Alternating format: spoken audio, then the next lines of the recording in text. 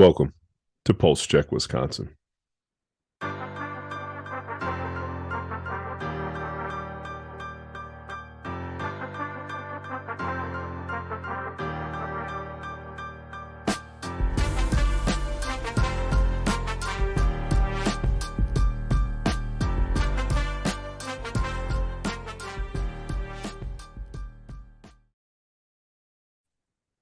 Yo, welcome back. How's everybody doing? I hope you're doing well. I hope this podcast reaches you doing well in your life and in your health. This is Chris Ford. I'm an emergency medicine doctor here in Milwaukee, and I also practice throughout the state of Wisconsin. For those of you who are new to the podcast, for those of you who are joining us again, thanks so much for joining us for now our fifth episode. We're up and running. Our last episode was with Governor Evers, so if you missed that episode, feel free to go back.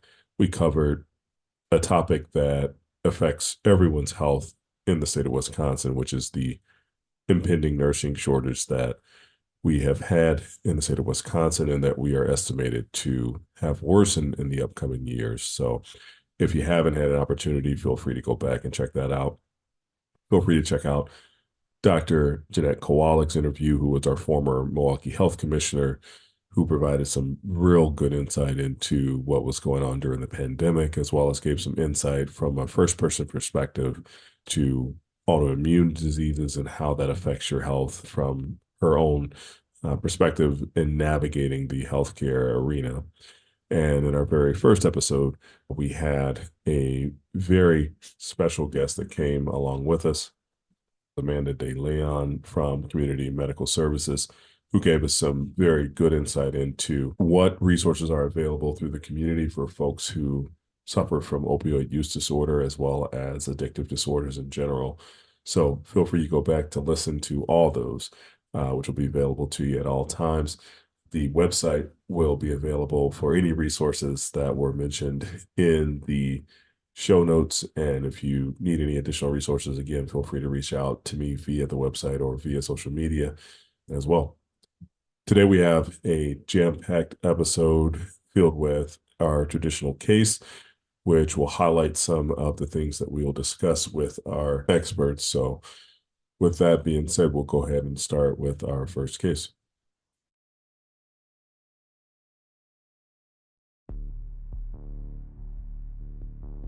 So it's a Tuesday afternoon, and I get an EMS call that there is a 54-year-old male who is coming in that is a bit uncooperative. He's screaming out in pain. As soon as the patient arrives, the patient appears to be in a tremendous amount of pain. He is crying and is holding his left eye. The patient is unable to provide any significant report as to what happened. EMS is able to tell us that the patient works as an auto mechanic. He was grinding the rim of a car wheel on Sunday, and he began to have some worsening eye pain throughout the weekend and into the week. He called EMS because he was in so much pain and he didn't know what else to do at this time. On my examination of the patient, I was able to calm him just by talking him through the process and tell him what we're going to do next. The patient was unable to allow me to take a look in the eye. Just in taking a look at the eye with the eyelid closed, I didn't see any signs of any bleeding. There's no signs of any trauma to the eyelid itself. As such, after I got some history from the patient, telling me that he had no history of glaucoma, no history of any trauma otherwise, I felt it appropriate to give him some numbing eye drops that in other cases could be damaging to the eye itself, but in this case it seems as though it was appropriate to do. So I gave the patient a couple drops of proparacaine in the left eye, and after I was able to do this, the patient's eye felt better. He was able to open the eye and I was able to get a good assessment of the eye itself. What I was able to see was that the pupil, which is normally circular, looks to be intact. There was no, as we call it, irregularity or any change in the shape of the pupil itself. the patient's photophobia, meaning his pain associated with the light exposure, had resolved. His vision was intact. He had 20/40 vision in both eyes, and together 20/40 vision as well. And so with his eye now being in less pain, I was able to do a slit lamp examination where we use some special equipment to take a look at the cornea to see if there's anything that is embedded in the cornea or any kind of trauma. By staining the eye and using the slit lamp, I was able to see that the patient had what we call an inclusion, what would appear to be a small piece of metal at the 6 o'clock position of the cornea itself. And surrounding that metal piece was what we call a rust ring, which can be damaging for the eye and cause some permanent visual disturbances if not removed. Even with the patient's pain under control, during that examination with the slit lamp, the patient was unable to sit still for too long. The patient was able to cooperate somewhat with the examination, but certainly would not be able to sit still for long enough with the equipment that I had in the emergency department I was working with at the time to try to remove the rust ring and the foreign body with a needle. Fortunately, at this emergency department, we are able to get a hold of ophthalmologists who are on call relatively throughout the day, especially during clinic hours, in hopes to have patients such as this who are more emergently presenting and need a potentially vision-saving procedure. We're able to get them to that clinic relatively quickly. So I get on the phone with the ophthalmologist, and the ophthalmologist is in my camp of, we need to get this patient to my clinic as soon as possible. Today, unfortunately, I'm not working in Milwaukee. I'm going to have him come out to my clinic, which is in Waukesha. She's able to fit that patient in today, but she would need him to get there immediately. I go back in the patient's room and float this plan to him and implore him that in order to save the vision in his eye, he's going to have to get out to this clinic, as it's the only clinic that's going to be available to him within our network to get to.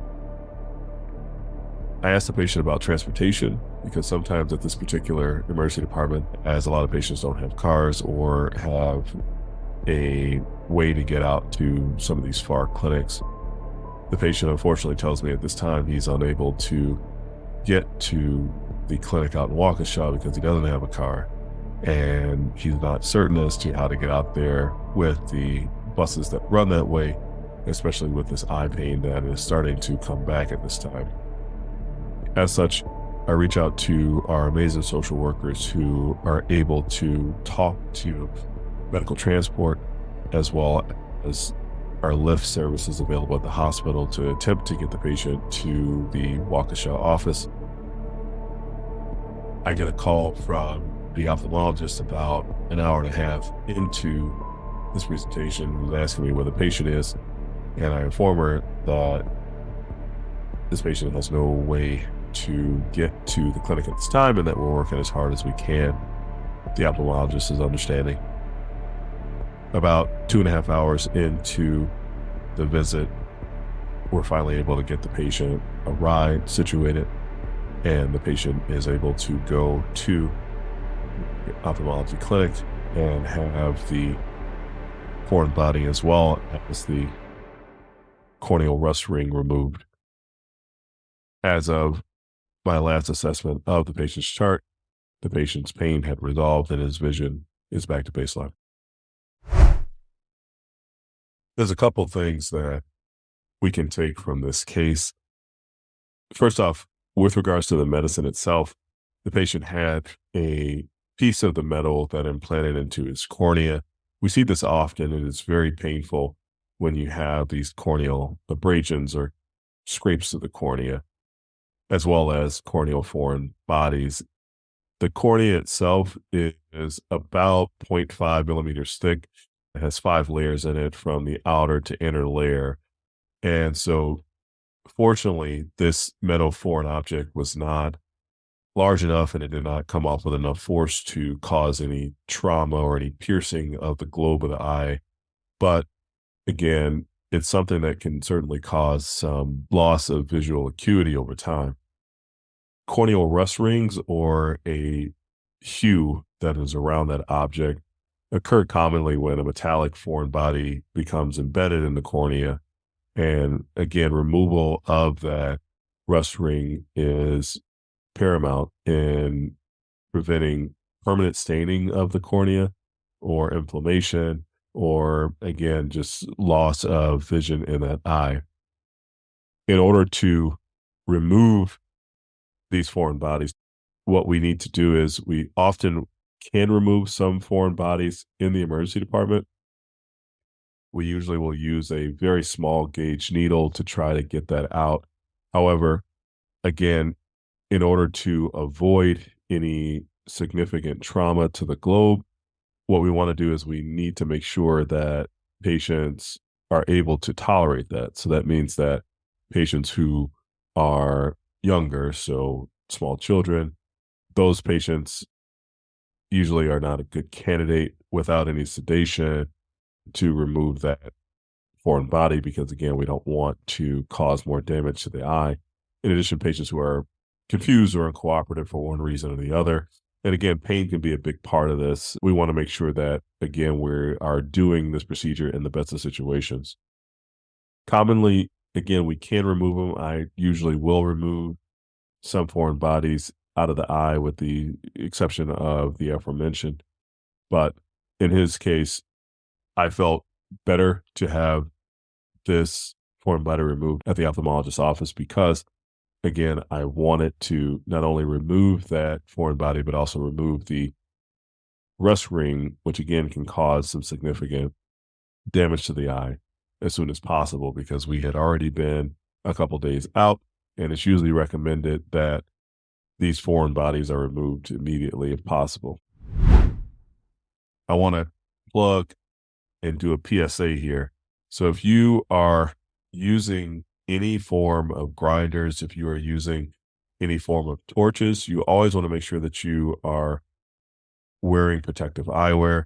This gentleman was a mechanic. He had been doing this for years, but he mentioned himself that he wanted to use his protective lenses and his protective goggles, but he couldn't find them. And so he knew that this was a potential that could happen, but a lot of folks don't. So especially if you're a weekend warrior like I am, doing stuff around the house, you always want to make sure that you are wearing protective eyewear, and that's eyewear that covers the entirety of the eye, not glasses, but some shop goggles if available. Again, for anyone who uses torches, or if you're doing any welding, you want to make sure that you are using protective eyewear specific for that. We don't see foreign bodies as much with welding, but we also will see some birds with the light and the heat associated with welding. So you want to make sure you do that. It presents very similarly. Patients are in excruciating amounts of pain. So make sure that you're wearing your protective shields or your protective goggles at that time as well. Now, getting to the external factors associated with this case, it's one of the things that I wanted to bring our experts on about, because this case covers largely of how your environment or how your surroundings can affect your health.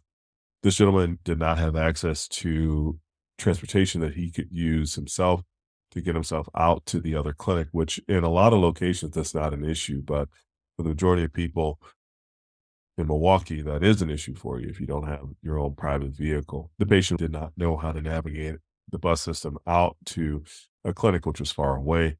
What we've seen over the last several years is the removal of resources from the inner city communities. Some of that is in healthcare. And what we see is the creation of healthcare deserts, as we say, or areas of the population that don't have some of the specialty care, such as an ophthalmologist, that can perform these procedures. We're very fortunate at the hospital that I was working at to have on-call ophthalmologists, because a lot of ERs, especially the private community ERs, don't have that capability. But again, for some patients who need these treatments, it may not be something that's feasible for them to get to if they don't have a way to get there. Even for us in the emergency department, having the resources with medical transport, having the resources with lift provided through the hospital system, as well as having social workers who do a tremendous job in all of our ERs to help our patients bridge the gap between those disparities, to help them in those situations in which they present to us in the emergency department and need to find a way to definitive treatment or find a way to primary care doctors. And so that's where the next topic hits home, in which having more civic engagement, having more say in your representation at the state level, at the community level, at the ward level, et cetera, that is going to help communities overall. That's going to help prevent some of these healthcare deserts, help prevent some of these lapses in resources available to you. Now, voting in general is not going to change everything overnight, but politics and government involvement is something that will affect you. Local politics more so affects your day to day, affects things that are going on in your community, your garbage pickup, your police, your fire, EMS. All those things are going to be a part of your civic engagement. And so, with that being said, I wanted to introduce our experts that are coming on to discuss a program that they've created in order to help bridge that gap. We know that the power of voting and the power of equal representation at the state level really feeds into the overall health of the patients that we see day in and day out in the emergency department as well as in the hospital systems. Research shows that in our communities that are healthier, typically they're healthier because more voters can participate in the democratic process. They have representation that truly represents them at the state levels as well. States with more inclusive voting policies and higher civic participation usually have a better health outcome in those participation rates that are identified. The broad reach within the healthcare system, combined with the roles of doctors and nurses and social workers, et cetera, make healthcare an ideal arena for the civic engagement that is seen in our patients. And to engage voters, this is the perfect scenario to do so. Because of that, one of my colleagues in emergency medicine, it was Dr. Alistair Martin, created a program that was started initially as a pilot program in Massachusetts General Hospital in 2019. And what Dr. Martin did was he founded this group in order to create an avenue in which he could care for his patients through a means beyond just the medical care that he could provide one at a time. He founded VoteER because he believed that in taking that powerful step of voting and by providing avenues for patients to register, to ensure that they are registered to vote, can ultimately change their healthcare outcomes. And so I wanted to invite some representatives from VoteER to come on and to discuss the program. We were very thankful to have them on. The information that we get was invaluable. So with that being said, I want to introduce our colleagues from VoteER. Here is the interview. All right. Well, thank you guys for coming out today. I want to get into kind of who you are a little bit more. I explained a little bit in the intro before this interview just about what VoteER is. But before we get into all that, I just wanted to just start off and ask, what are all your names and what are your current roles within VoteER? Chris, it's so good to see you. I'm Aaliyah Bhatia, and I'm VoteER's Executive Director. Awesome. Hi, Chris. I am Imani Lee, and I am the Wisconsin State Organizer. Hey, Chris. Thanks for having me. It feels like just yesterday that we were working together at UW. But I'm Marin Darcy. I am an emergency medicine and critical care physician at the University of Wisconsin. Well, again, thanks so much. Excited to get into it. Can you explain to us what VoteER is and what role it plays specifically in the community? VoteER is a nonpartisan organization founded by an ER doctor who realized that the best way to holistically help his patients was to improve their overall health by looking outside of the clinic walls and make sure that we can impact people's surroundings and the social determinants of health. And as a result, VODR is in 700 institutions worldwide, nationwide, including in Wisconsin. One of my favorite stories about VODR comes from a doctor in our VODR community who was writing a prescription for a patient's asthma. And at the end of the patient's visit, he asked her if she was registered to vote. She didn't understand why, and he explained that he could prescribe her all the inhalers in the world, but only civic engagement was going to lead to improving the air quality where she lived. Whether it's a story about inhalers, or the opioid epidemic, or reproductive health, or the affordability of care, it is increasingly clear that healthcare professionals can have an even more influential role in healing our communities and healing our democracy. And it turns out that 60% of those who are not registered to vote say they have never been asked. VODR makes it easy and fun to support our patients to ensure their voices are heard in the local and national elections on the very policies that shape their health outcomes. Awesome. And I can sort of speak to what Vote ER is. And so my story, I was telling Imani when we met earlier this year, sort of why I was compelled to work with ER, why I was called to this work. And I grew up in rural southeastern Wisconsin. I like to say I'm from the Lake Geneva area, but technically I'm from Genoa City, which is about a town of 2,000 people. And I always sort of felt like a privileged person. I was able to go to Notre Dame. I met my husband in Chicago in medical school. We couples matched and ended up at UNC Chapel Hill. And again, still felt like I had this like privileged, dazzling life. It was when I was actually a third year. It was my chief year, and I hadn't gotten home to see my family in about 6 months. So I came back maybe June or July and hadn't seen my family since Christmas. And I was shocked to see that my dad had lost maybe 30, 40 pounds since I had last seen him. And I was like, Dad, what's going on? Like you've lost so much weight. And he was just like, oh, I've got a bad gallbladder. And this was in the context of the recession that we had that started in 2008. My mom always worked in the real estate industry, and obviously there were really hard times in that field. So she got laid off of her job maybe 20 years, and she kept getting rehired at new places, but she was the last one hired, the first one laid off again. And my parents went without health care for a few years. So anyway, I told my dad, like, let's just go to the ER. Let's figure out sort of what's going on, because I knew he didn't have any other access to care. And we were pretty stunned to find out that he had stage 4 colorectal cancer. And despite attempts at palliative chemotherapy, he essentially died within 5 months. And as a physician who's lost their loved one to a preventable disease due to lack of access to care, like I can't describe to you how much that hurts the soul.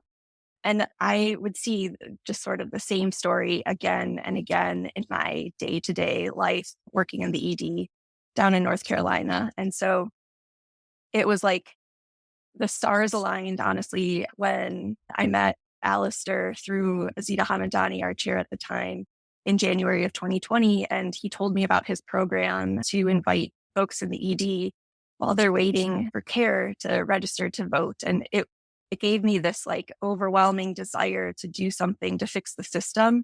It gave me an outlet for it. And so Vote ER has such a special place in my heart. And now I was one of the early partners. I did the Civil Health Fellowship, and now I sort of fancy myself like a unofficial advisor. But I'm so excited that you're highlighting the work of this organization. Absolutely. And thanks so much for sharing, Marin. I find that in each one of these interviews that we do in each episode, each individual that I have come to interview has this personal connection to the work that they do. And, even more so in our field, emergency medicine, you see folks who have been there and have walked in those steps. And it it makes it more tangible for you, and it makes work like this so, invaluable that you can proceed and, kind of put yourself in the position, having that experience with your father and, trying to make the system better from within is just, I commend you as a friend and also as a colleague too. So Imani, I had a quick question. So Wisconsin is typically seen as a political litmus test. So, and by that we say, given how diverse our populations are, in upcoming episodes, we'll kind of talk about what communities of interest are and how we consider that in terms of voting makeup as well as in redistricting. But Wisconsin is a truly purple state in that respect. Why are initiatives such as Vote ER so particularly important in states with similar makeup like Wisconsin? Yeah. And I know you said quick questions, so I'm going to try to give you the quickest Yes. answer to that. So to me, when we visualize American culture, right, you can immediately picture like farmlands, diverse big cities, so many music scenes and like really intense state fair food. But, then that picture starts getting dark and you're reminded of all the ways that American culture is dangerous and desolate. Wisconsin, like Michigan, is one of the only places where that level of abandonment and manufacturing and agriculture just lingers for miles. And I grew up on the north side. You see it only on the north side. And with the limited access of a thriving workforce, dense communities, like they're already living in health systems that they can't afford. So Mhm. folks end up developing resilience that makes something like a trip to the doctor be last resort when you factor the cost of care, transportation, wait times due to shortages, all on top of society's problems just sitting right next to you in the waiting room. And honestly, I feel like I can personally speak on this given my own experience with Wisconsin's healthcare system. So I actually had an extremely unorthodox entry to life-saving care. That was the result of police mandated hospitalization and contested parking tickets. And as odd as it sounds, I was literally lucky that Milwaukee police found me because compared to folks living up in Lac du Flambeau, if they wanted affordable said treatment, they would have to face criminal charges in exchange for sentencing. So after I got discharged, I spent months on waiting lists to qualify for therapy. And, after a while, like I just gave up. But my saving grace was when I contested parking tickets because like they just love college students. Oh, yeah. And yeah, they do. And I requested community service. So I had a court advocate through Justice Point. And it's so sad that that program no longer exists at the Milwaukee courthouse. But my court advocate got my documented health history approved by a judge for cognitive behavioral intervention and lieu of citation payment. So because of that, I had a therapist for a full year. And honestly, I'll just like never forget what it felt like to be an adult and to feel safe. For once I could say. So limited access to care is just a major issue in both rural Wisconsin, like where Marin is from, and urban Wisconsin, where I'm from, Milwaukee. Yet neither side actually realizes that we're having the same experience. And there's like a harsh division like that in Wisconsin, especially in Michigan too. But to answer your very quick question, Oh, no, take I your time. see I'm wrapping up. I'm wrapping up. But I see Vote ER as that force uniting, communities like where Marin is from, where I'm from. So no matter where you live, Vote ER is uplifting healthcare professionals who are seeing beyond physicalities, who are focused on non-medical conditions that are determining our health outcomes. So in looking back, I realized that if I did have a physician like Marin asking me questions about how are you doing at home? How's school? Or are you a part of your community? Like what's going on? Mhm. I feel like I probably would have like ran for office. I could have been your local mayor by now. So I'm really fortunate to be involved and to be involved in my home state because it just really emphasizes that there's so much more on the line. Amazing. And I'll tell you what, your time frame is still there. You can run at any point in time, so don't worry.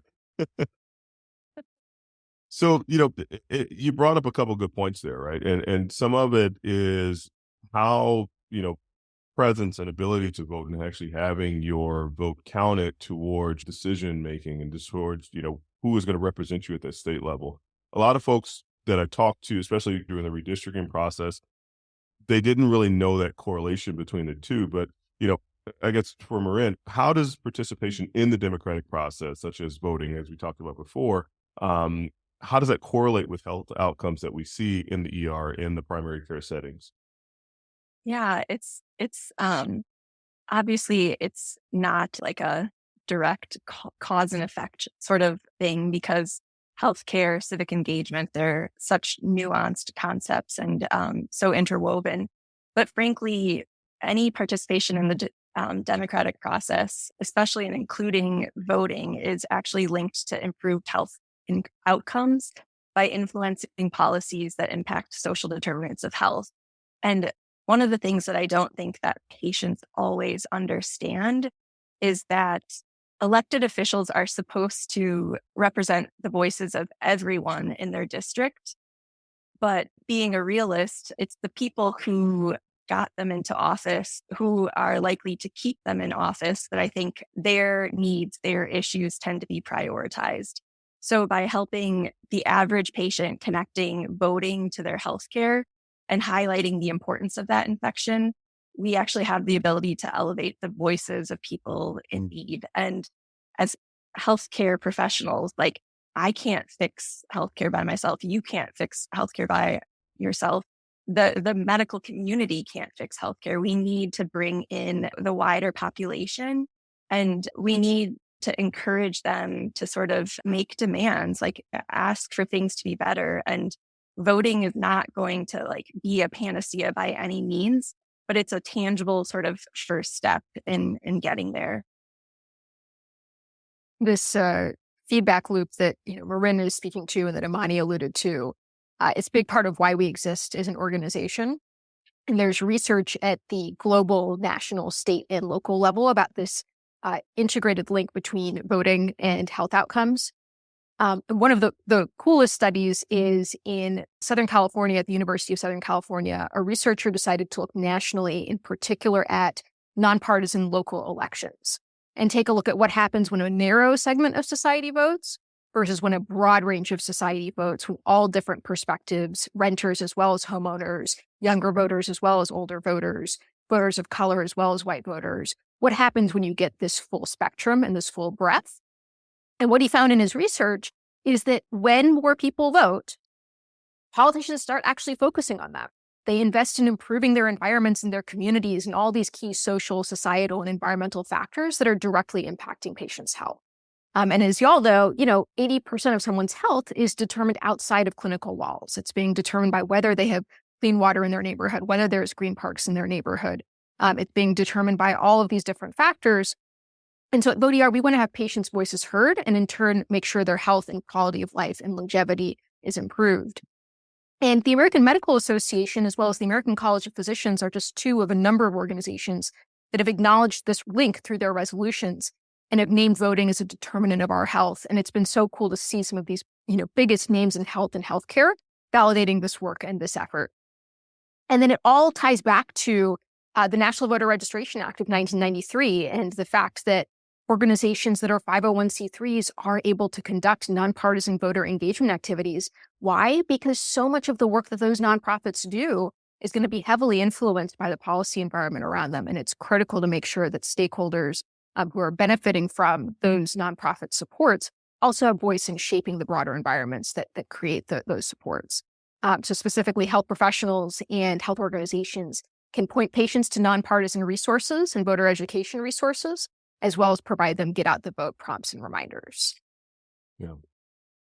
Yeah. And all that, just to kind of echo what you guys are speaking to, by the time that this is published, it will no longer be a spoiler alert. But I recently had on Governor Evers to talk about kind of what we're discussing right now, how voting and how participation in the democratic process contributes to things like the nursing shortage, like kind of the disparities that Imani was speaking to on the north side of Milwaukee here. that we saw during the pandemic. These are reasons why I got involved in redistricting. These are the reasons why, I got involved in VoteER, et cetera, just to kind of give that ability for my patient demographics that we're seeing, both in the rural setting, as Imani spoke to, as well as in the urban setting, because there are similarities in lead exposure. There are similarities in housing security and social determinants of health that affect people throughout the state of Wisconsin. And so when you have that tangible reality and you have the ability to say, maybe the national election is not as important. It's important still vote in the national elections. However, those local elections, which sometimes are nonpartisan, those are folks that are going to be representing you and going to be making more of a play in your day to day and have more effect through your day to day as well. So thank you guys for touching on that. Taking it back to how VoteER, how people may interface with it if they come to the emergency department, if they are going to the primary care setting, et cetera. Can you guys share the role of what we know as the badge backers that are given to healthcare professionals and how they help folks register to vote in that setting? So the voter registration badge is one of many digital tools available for healthcare professionals.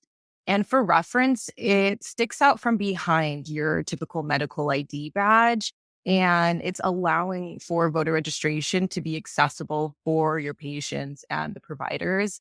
So when you think about the role of providers, often they are the only people in a patient's life asking about your well-being. So providers, as well as our founder, Alistair, as Marin mentioned, have found it more natural when you're engaging with your patient to talk about voting during the social history process. I know y'all call it rooming, but essentially the provider has their badge out. The patient will take their phone out and scans the QR code through the phone's camera. And that code automatically allows patients to access their state's official voter registration page.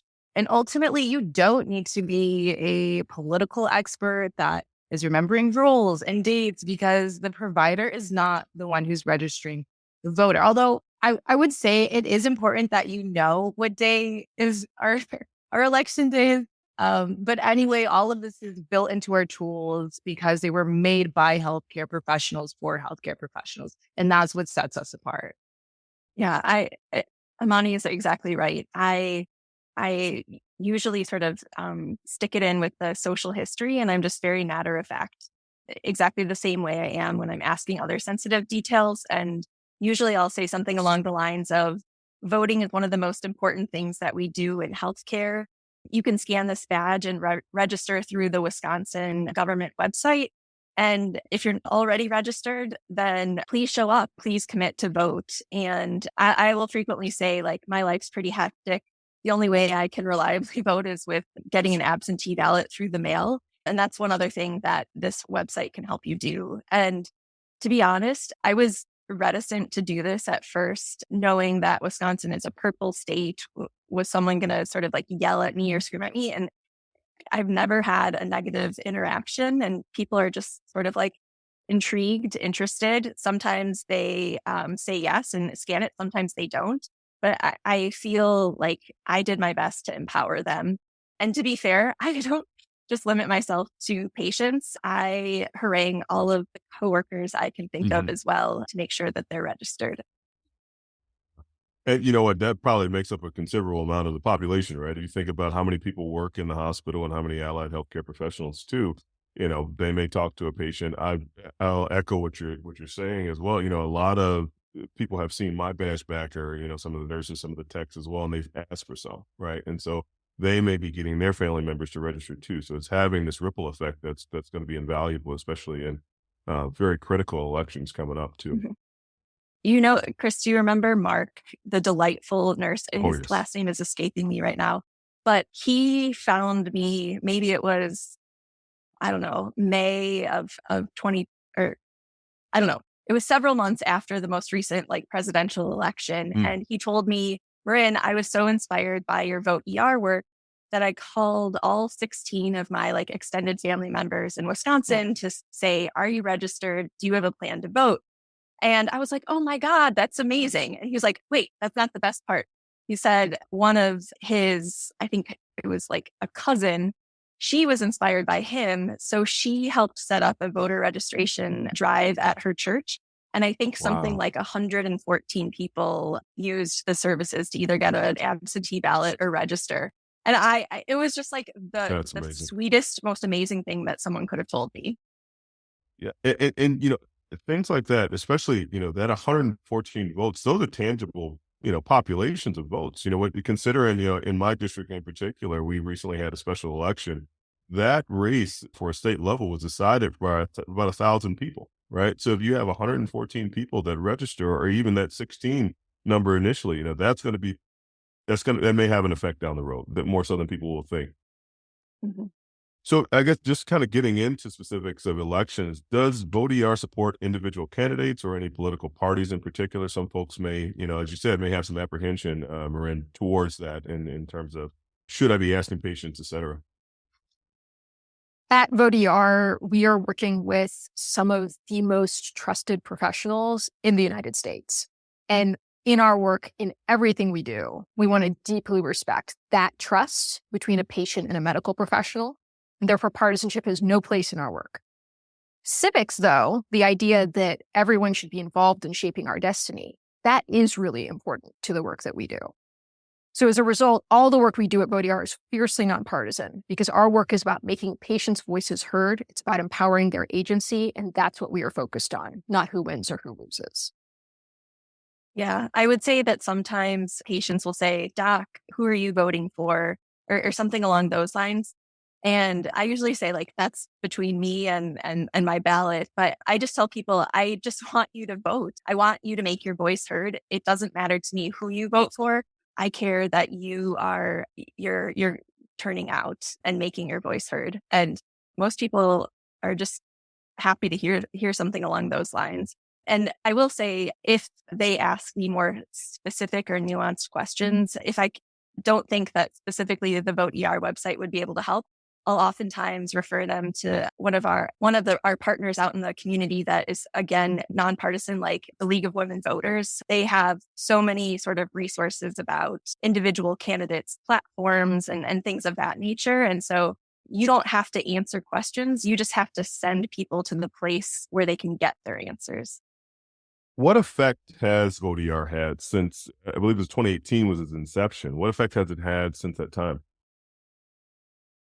Almost exactly 4 years ago, Oh, wow. I was in Milwaukee. This is crazy to think about. I was in Milwaukee setting up a community health center with VoteER's work as it then existed in 2020. And then, of course, March 12th, COVID becomes a pandemic. I go home quickly, quarantine. And despite the fact that the pandemic completely changed everything we were doing, we've had exponential growth, new ways of engaging since then. And it's been incredible to see the growth of the movement. We now are working in over 700 hospitals and clinics around the United States. And we're official partners with over 350 health organizations, associations, and the like. There's about 50,000 health professionals across the nation who are individually doing their part to help their patients' health by empowering their voices to be heard. And then we've gone deeper than that to partnering with federal agencies. We work with Health and Human Services, who has put out guidance on how community health centers can implement the National Voter Registration Act effectively in their organization. And so these are the different ways in which we work with organizations and government entities around the country. But Chris, we know that health professionals are among the most trusted professionals in the country, and that actually shines through in our impact. When health professionals encourage patients to vote through VoteER, we see that those individuals turn out at 11% higher rates than the average voter. What we also see is that we have a bigger impact on first-time voters, young voters, and voters of color. And so therefore, we know that folks like you, folks like Dr. Darcy, you can make an immediate difference on patients you serve with asking this simple question to help patients register to vote. I don't remember the exact number, but in the very first year of VoteER at UW, I think sort of our core group helped. It was like something like 870 people either register to vote or get an absentee ballot during the COVID pandemic, which obviously felt very important. And I think we ranked something like 8th or 9th in the country for the competition amongst the med schools. And it was just, it was fun. It was like amazing to see UW be in the top 10. Absolutely. And like you said, the registration process, especially in the state of Wisconsin, is very unique in that, how you need to register for it, you need to renew it every year. And so to have that number of people who, may get to election day, may not have transportation to, a voting poll, or to not have, the ability to leave work to do it, that's again a tangible amount of the population that's going to vote that may have not before. Mhm. And I don't know if it's the winter weather or whatnot, but both my husband and my car batteries have died 4 times in the last 3 weeks. And so, yeah, it's been a lot, but it's just like the sort of thing that you remember, like, it doesn't matter if you have the best laid plans, like life happens, and having that absentee ballot is the sort of thing that gives you a little bit of flexibility and grace that you may not have exactly on election day. Absolutely. Outside of those badges that we just discussed, there are quite a few programs that VoteER has grown in that 4-year time span that's been ongoing. Can you guys elaborate on kind of the number of various programs that are available? So like civic engagement, the fellowship, et cetera. Chris, and I know you're using that keyword program, but I want to emphasize that VoteER is a genuine community of healthcare professionals who care about civic engagement.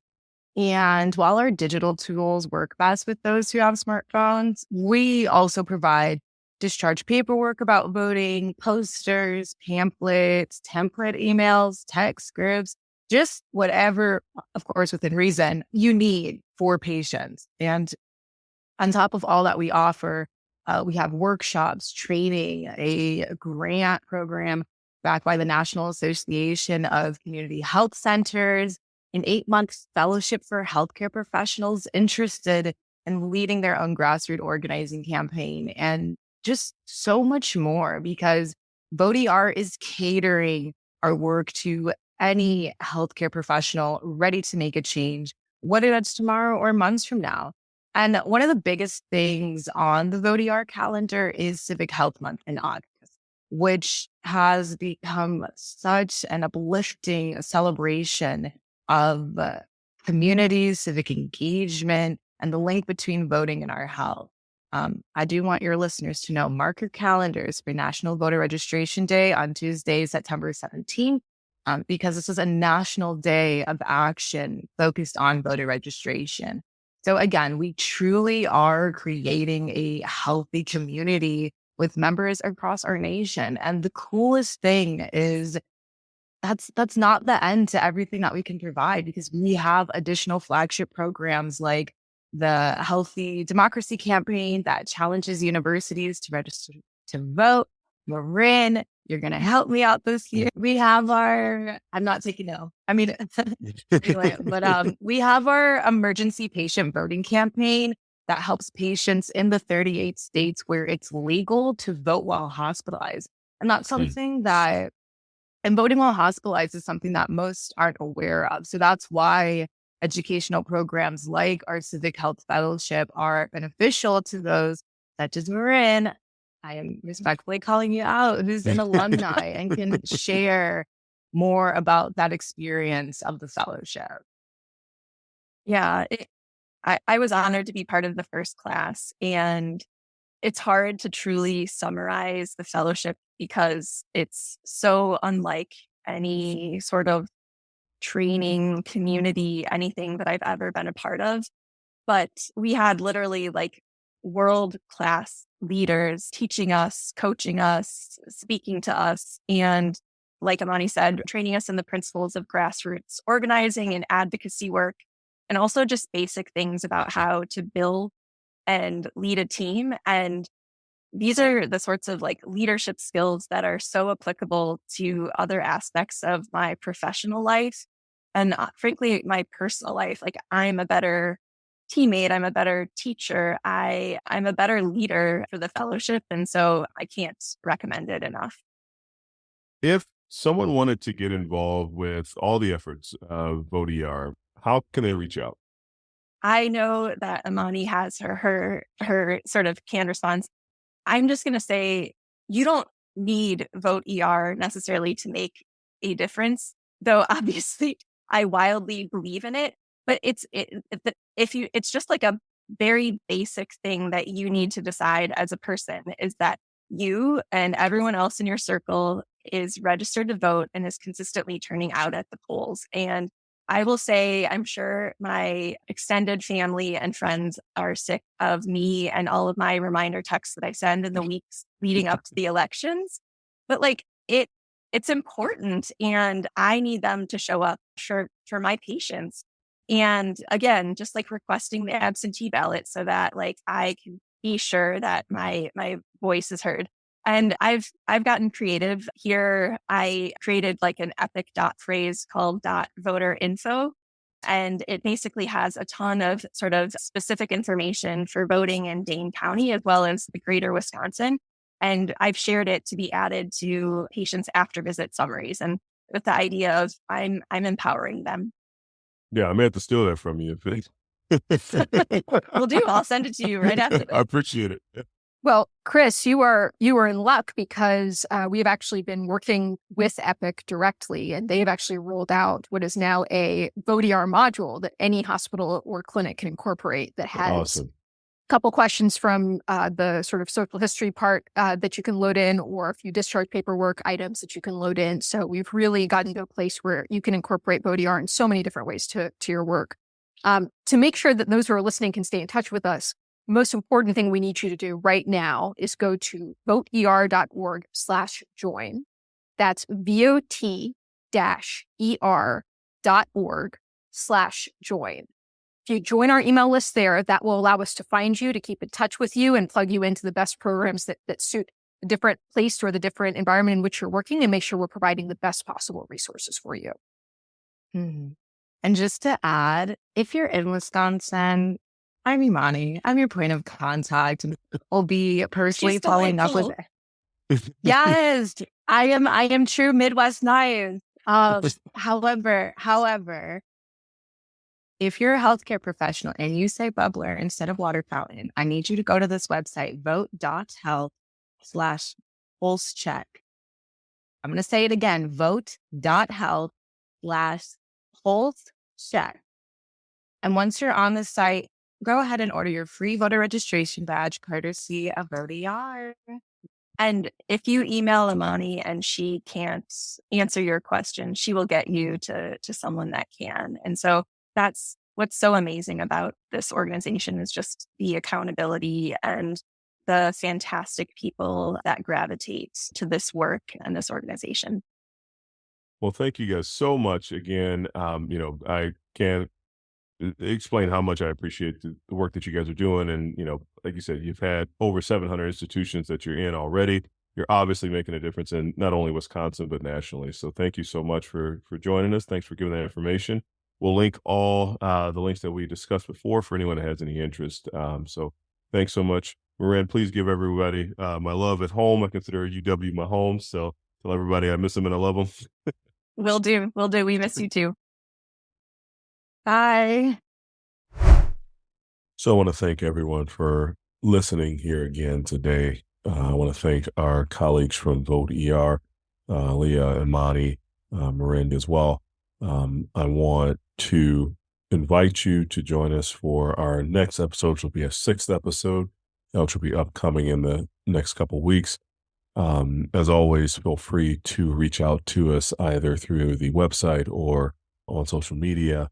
We always get back to you. I want to thank you again for providing such valuable feedback and invite you to continue to press forward because we're in this together. This is your podcast. This is a podcast for the people of Wisconsin and for the people of Milwaukee. So the more involved that you are, the better that we can do to tailor it to what you want to hear, the topics that you want to discuss from a medical standpoint, as well as from a community health standpoint.